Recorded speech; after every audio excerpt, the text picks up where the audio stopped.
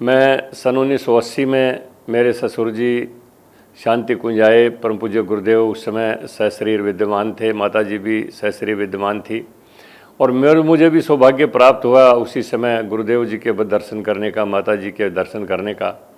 और उसके बाद मैंने बहुत से साहित्य का अध्ययन किया और मैं इस निष्कर्ष के ऊपर पहुंचा कि हमारे ऋषि मुनियों ने जो परंपराएं विकसित की थी वह स्वयं में एक बहुत बड़ी प्रदूषण की मुक्ति के लिए, प्रदूषण की स्थापना को ख़त्म करने के लिए और हर तरह के प्रदूषण से जल को मुक्त करने के लिए, वायु को मुक्त करने के लिए, ध्वनि को मुक्त करने के लिए जो भारतीय ऋषि मुनियों ने जो परंपराएं विकसित की थी, जो मर्यादाएं स्थापित की थी, वही विश्व मानवता को प्रदूषण से मुक्ति दिला सकती हैं। मैं अभी पार्लियामेंट के अंदर प्रदूषण के ऊपर बहुत बड़ी एक बहस थी। मैंने भी राज्यसभा के सदस्य होने के नाते, क्योंकि मैं हरियाणा से राज्यसभा में सदस्य हूं, मेरा नाम रामचंद्र जांगड़ा है और परम पूज्य गुरुदेव की मैं कृपा मानता हूं कि आज मैं भारत के ऊपरी सदन का सदस्य हूं और वहां पर मुझे अपनी बात कहने का मौका मिलता है।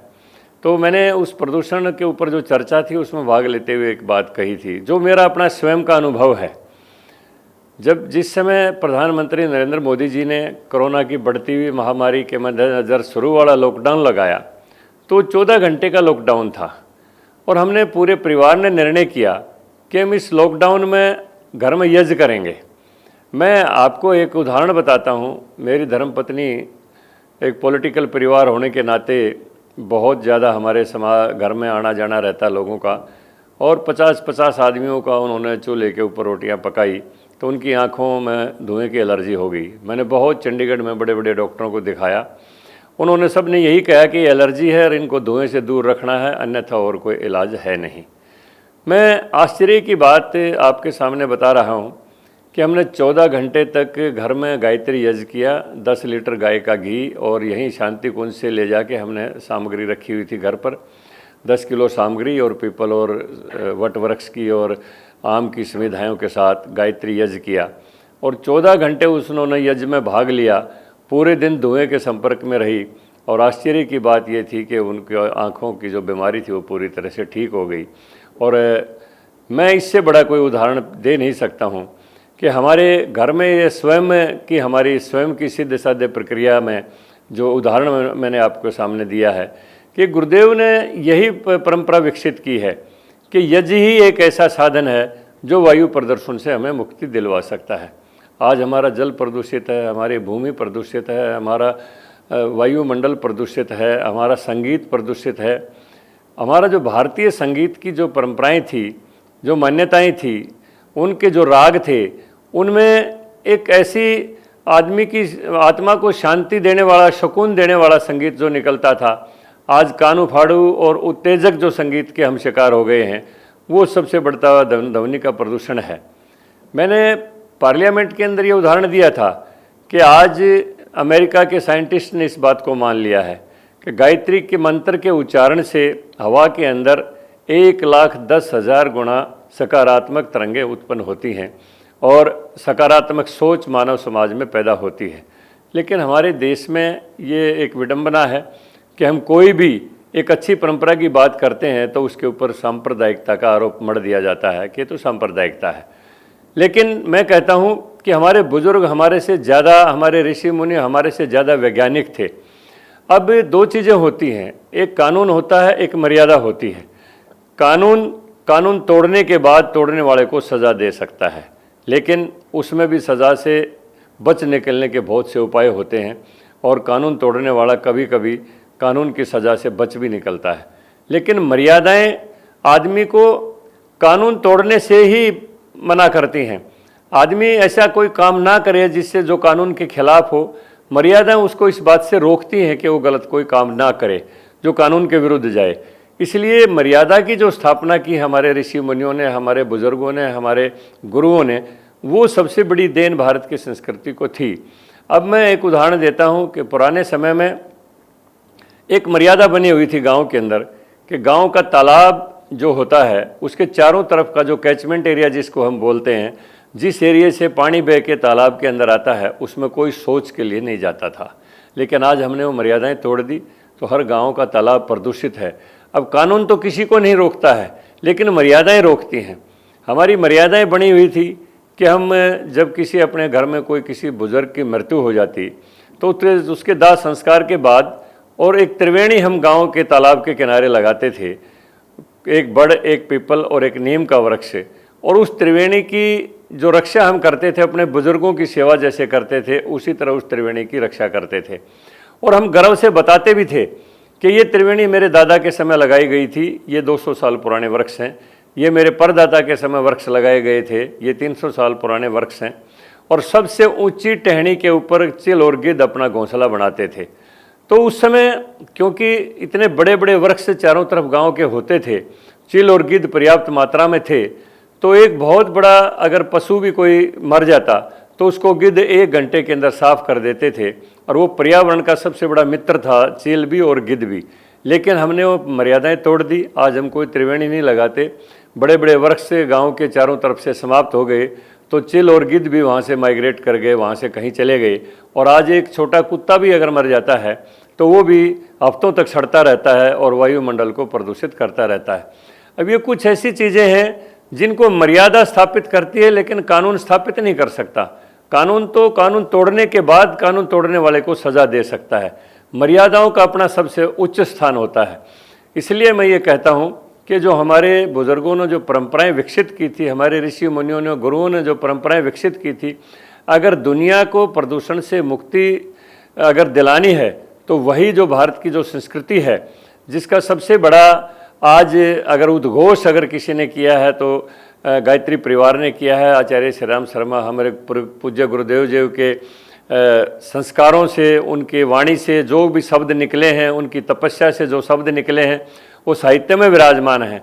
और गुरुदेव जी ने यही बात कही है कि मेरी सेवा, मेरी पूजा सबसे बड़ी यही है कि मैंने जो साहित्य में दिया है उसका प्रचार और प्रसार किया जाए, उसको दुनिया पढ़े और उसका अनुकरण करे, स्वाध्याय करे। केवल स्वाध्याय नहीं, उसके ऊपर अनुकरण करे। तो उसके ऊपर अनुकरने के बाद मैं कहता हूँ कि दुनिया के अंदर आज जितनी भी समस्याएं हैं, चाहे वो जल का प्रदूषण है, चाहे ध्वनि का प्रदूषण है, चाहे वायु का प्रदूषण है, चाहे भूमि का प्रदूषण है, चाहे पहनावे का प्रदूषण है, चाहे संगीत का प्रदूषण है, चाहे गायन का प्रदूषण है, वो तमाम किस्म के प्रदूषण से गुरुदेव के साहित्य के अंदर तमाम मुक्ति के साधन लिखे हुए हैं। उनका अगर हम अच्छी तरह से स्वाध्याय करें और जीवन में उनको अपनाएं तो आज दुनिया में जो पर्यावरण की बढ़ती हुई एक चुनौती है हमारे सामने, क्योंकि पर्यावरण में हर तरह से प्रदूषणता आ रही है, उस प्रदूषण से अगर मुक्ति लेनी है तो गुरुदेव का साहित्य, उनका स्वाध्याय और उसके ऊपर अपना आचरण ही इस बात से मुक्ति दिलवा सकता है और बढ़ते हुए प्रदूषण पर रोकथाम लग सकती है। इसलिए मैं सभी भाइयों से, बहनों से, तमाम जनों से यही एक प्रार्थना करूँगा कि परम पूज्य गुरुदेव ने जो अपनी तपस्या का सब कुछ लिख के रख दिया है और पूरी दुनिया को एक संदेश दिया है कि हम किस तरह से मानवता को हर किस्म की बीमारी से बचा सकते हैं, हर किस्म के प्रदूषण से बचा सकते हैं और एक सभ्य समाज की स्थापना कैसे की जा सकती है, दुनिया कैसे एक विश्व परिवार की तरह रह सकती है, कैसे एक स्वस्थ जीवन बिता सकती है, उन सब चीज़ों का अगर खजाना है तो गुरुदेव के साहित्य में है। उसको हम पढ़ें, उसका अनुकरण करें, स्वाध्याय करें तो मैं समझता हूँ कि आज जो दुनिया के अंदर बढ़ती हुई चुनौती हमारे सामने प्रदूषण की है, उससे हम मुक्ति पा सकते हैं। तो एक अलौकिक घटना के बारे में मैं जानकारी देना चाहूँगा। जैसे ही मुझे टिकट मिला तो मेरी इच्छा हुई कि वंदनीय माता जी से आशीर्वाद लिया जाए। 1987 की बात है। मैं अपनी माता जी को लेके, मेरी सास को लेके यहाँ पर आया। मेरी धर्मपत्नी जी भी मेरे साथ थी और मेरी सास जी ने कहा कि माता जी, दामाद को टिकट मिला है वहाँ हरियाणा से और सफलता के लिए आप आशीर्वाद दीजिए।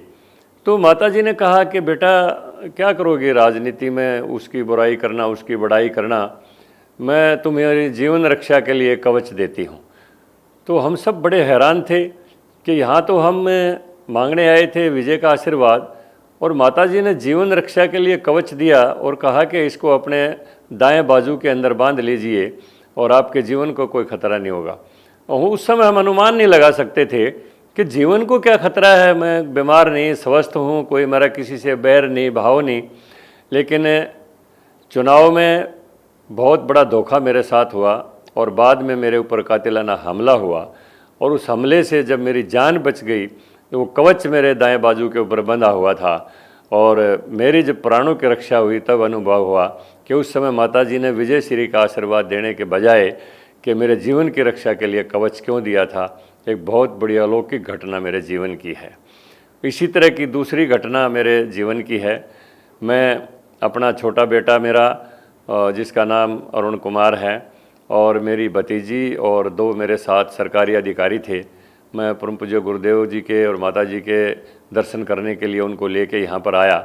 और यहाँ से दर्शन करने के बाद जब हम जा रहे थे वापस हरियाणा, तो रास्ते में बहुत गर्मी का मौसम था। हमारी अपनी जीप थी, मैं स्वयं जीप को चला रहा था। तो रास्ते में प्यास लगी तो हमने साइड में जीप को रोक लिया और एक कुआं थी रास्ते में साइड में सड़क के बराबर में, तो हम कुएं के ऊपर पानी पीने लग गए। तो मेरा छोटा बेटा भी वहाँ से जीप से उतर के एकदम भागा। तो सामने से एक मेटाडोर आ गई और पूरी स्पीड के साथ मेरे बेटे के साथ उसकी टक्कर हुई और धड़ाम की आवाज़ आई और किसी को पता नहीं कि कहाँ से आवाज़ आई, क्यों आई, लेकिन किसी ने कहा एक बच्चा इसके सामने आया था, वो बच्चा कहाँ है। हमने जीप में देखा तो मेरा बेटा नहीं था और इधर उधर ढूंढा, ना वो गाड़ी के नीचे आया ना रोड के ऊपर पड़ा दिखाई दिया, लेकिन आवाज़ सुनाई दी सबको।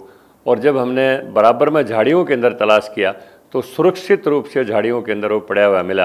आज वो स्वस्थ है, अपना व्यापार कर रहा है और पूरी तरह से समर्पित जीवन उसका शांति कुंज के लिए, गायत्री परिवार के लिए है।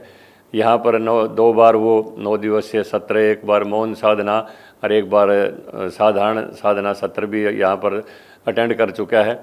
और वो अपने व्यापार में जो भी उसको समय मिलता है उसमें वो गायत्री मंत्र लेखन का ही कार्य करता है। तो मैं समझता हूँ उसका जो जीवन है वो पूज्य गुरुदेव जी, वंदनीय माता जी के आशीर्वाद की देन है। इस तरह की भीषण टक्कर के बाद वो सुरक्षित झाड़ियों में पड़ा हुआ मिला। तो मैं ये मानता हूँ कि गुरुदेव के श्री चरणों में, माता जी के श्री चरणों में जो भी आ गया उसको संसार में कोई बाधा नहीं आ सकती, संसार में कोई उसको संकट नहीं आ सकता। वो साक्षात परमात्मा की मूर्ति थे, साक्षात परमात्मा थे। उनका जिसको भी आशीर्वाद मिल गया वो जीवन में धन्य हो गया, जीवन में तर गया, जीवन में वो सफल हो गया। और मैं मानता हूँ कि आज जो उनके चरणों में उनका नाम लेके भी कोई काम अगर शुरू करता है तो अवश्य रूप से उसके जीवन की भी रक्षा होती है और उसको काम में भी सफलता मिलती है और उसके परिवार में भी शांति रहती है। और ये आम गुरुदेव जी कह के गए थे कि जिस परिवार में एक भी गायत्री साधक होगा उस परिवार में ना कभी असमय किसी की मौत होगी, ना कोई बीमारी आएगी, ना कोई संकट होगा, ना कभी गरीबी आएगी, ना कभी अभाव उस परिवार को होगा किसी भी किस्म का। तो मैं बहुत बड़ा आशीर्वाद अपने परिवार को गुरुदेव और माता जी का मानता हूँ। अब आप शांति कुंज वीडियो यूट्यूब चैनल देखें कभी भी कहीं भी। डाउनलोड करें शांति कुंज वीडियो मोबाइल ऐप, उपलब्ध है गूगल प्ले स्टोर एवं एप्पल स्टोर पर भी। हमारे YouTube चैनल शांति कुंज वीडियो गायत्री परिवार को सब्सक्राइब करें एवं बेल आइकन जरूर दबाएं ताकि गायत्री परिवार की विभिन्न गतिविधियों की जानकारी आपको मिलती रहे।